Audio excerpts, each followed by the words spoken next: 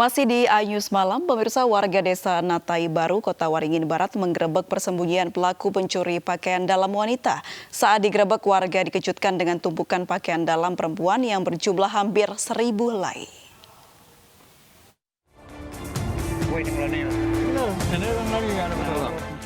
Warga menemukan pakaian wanita yang berjumlah hampir 1.000 helai di rumah pelaku pencuri pakaian dalam di desa Natai Baru, Kota Waringin Barat, Kalimantan Tengah. Tidak hanya itu, warga juga menemukan boneka berbaju perempuan. Polisi masih mencari pelaku yang kabur saat digerebek.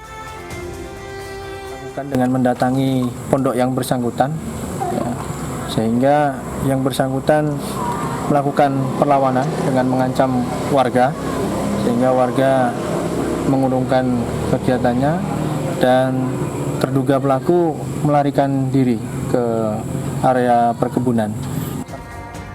Penemuan ini berawal dari keresahan warga desa yang kerap kehilangan pakaian dalam mereka. Baju dan pakaian dalam perempuan dibawa ke kantor desa sebagai barang bukti. Dari Pangkalan Bun, Kota Waringin Barat, Kalimantan Tengah, Sigit Zakwan Pamungkas, iNews melaporkan. Sabu seberat 175 kg dan sejumlah narkotika lainnya dimusnahkan tindak pidana narkoba Barreskrim Polri. Beragam jenis narkotika tersebut disita dari tersangka anggota jaringan narkotika internasional.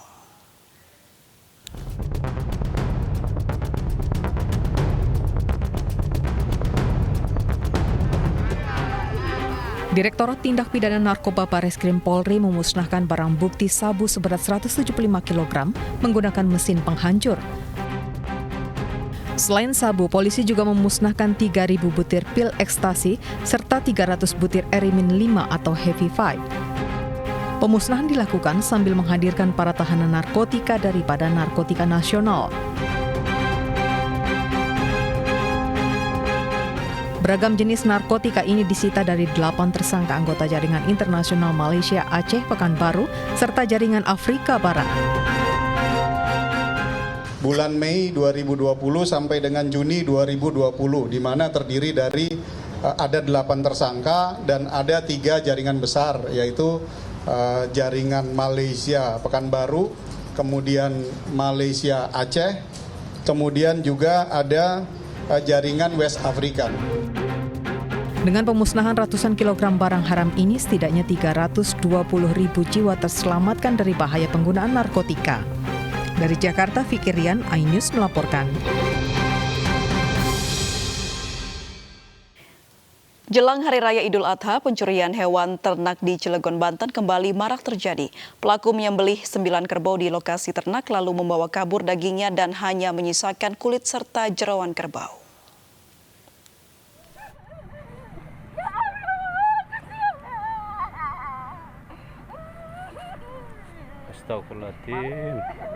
Seorang peternak kerbau di Cilegon, Banten menangis histeris saat mengetahui 9 kerbau peliharaannya hilang dicuri orang.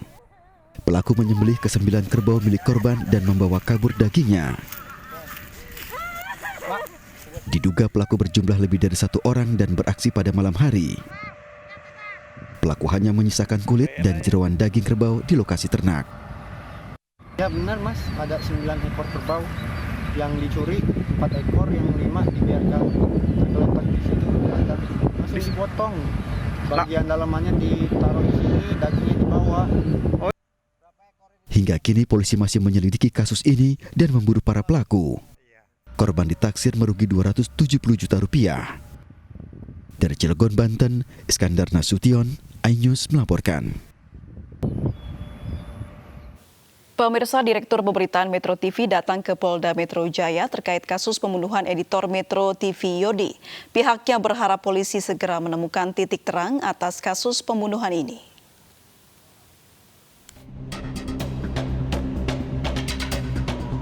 Pemimpin redaksi dan Direktur Pemberitaan Metro TV datang ke gedung Direktorat Kriminal Umum Polda Metro Jaya untuk mendapatkan perkembangan kasus pembunuhan editor Metro TV Yodi.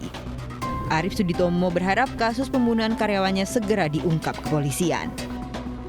Kami berharap mereka bisa menuntaskan karena banyak hal yang pada akhirnya ditunggu oleh publik kan, ya. Jadi ya ini merupakan salah satu hal yang posisi kami di Metro TV dan teman-teman sekalian itu sama pada dasarnya. Kita ingin mendapatkan finalisasi yang pada akhirnya bisa memberikan situasi ini selesai, keadilan diberikan. Diketahui editor Metro TV ditemukan tak bernyawa di pinggir tol Jor Pesanggerahan, Jakarta sekitar 2 pekan lalu. Sejumlah saksi sudah diperiksa dan jenazah Sodi sudah diautopsi. Rencananya Polda Metro Jaya akan segera mengungkap kasus ini dalam waktu dekat. Dari Jakarta, Hasbi Allah, Bayu Septian, iNews melaporkan. Polisi telah memeriksa 2 orang saksi, sejumlah kamera pengawas di lokasi dan olah tempat kejadian perkara kasus pecah kaca mobil di Kemang, Jakarta Selatan. Dalam kamera pengawas, pelaku menggunakan sepeda motor. Kasus pecah kaca mobil yang terparkir di kawasan Kemang, Jakarta Selatan Rabu lalu masih terus diselidiki. Penyidik Reskrim Polres Metro Jakarta Selatan sudah memeriksa 2 orang saksi, sejumlah kamera pengawas yang ada di lokasi dan olah TKP. Sementara polisi masih menjadwalkan pemeriksaan terhadap korban yang sebelumnya sempat tertunda. Dalam peristiwa tersebut, korban kehilangan uang 200 juta rupiah, 3 telepon genggam dan sejumlah dokumen penting. Dari hasil rekaman CCTV yang dilihat ada pelaku menggunakan sepeda motor, tapi plat nomornya belum terbaca. Berapa orang? 2 orang pelaku yang dilihat di CCTV. Untuk pengembangan lebih lanjut, ya. Aksi 2 pencuri yang memecahkan kaca sebuah mobil di kawasan Kemang, Jakarta terekam kamera pengawas. Pelaku yang mengendarai motor mengambil sejumlah harta dari dalam mobil yang ditinggal makan pemiliknya. Dari Jakarta, Helmi Sajangbati, iNews melaporkan. Partai Gerindra Sumatera Utara menyatakan mendukung Bobi Nasution pada Pilkada Medan Desember mendatang dan menyiapkan kader untuk mendampingi Bobi. Kami kembali usai jeda berikut ini.